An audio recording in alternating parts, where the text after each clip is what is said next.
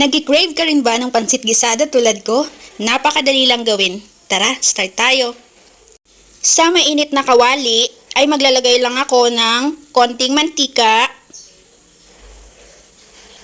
Tapos isunod ang bawang. Karne, yung ginamit ko dito ay manok, atay at pakpak. Depende sa inyo kung anong klaseng karne yung gagamitin ninyo sa pagluto ng pansit. Pwede din kayo gumamit ng baboy dito, may halong taba at laman. Ayan, tapos sinalo-halo ko lang yan.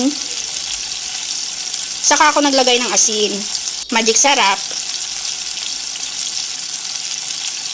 Tubig. Oh yeah. Saka tinakpan. Noong kumukulo na nga ay binuksan ko ulit What? at nilagyan ng toyo. Mga ganyan lang kadami kasi kalahating kilo lang yung pansit at saka hinalo-halo ulit. Sinunod ko na yung sayote at carrots. Oh my god. Nilagay ko na rin yung repolyo. Ilagay ang pansit. Kalahating kilo lang yan.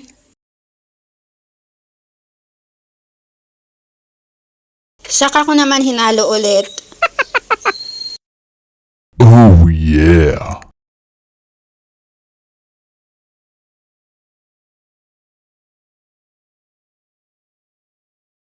Noong malapit ng maluto ay nilagay ko na ang dahon ng sibuyas. Pampadagdag bango din yan.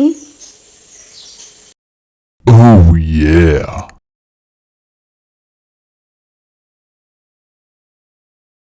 Saka ko tinakpan ulit ng mga 1 minuto lang.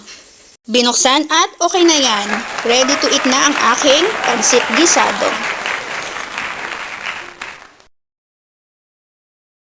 Okay na to, maglalagay na ako sa aking plato at para makakain na rin. Thank you sa pagsama sa aking cooking sessions. Until next time!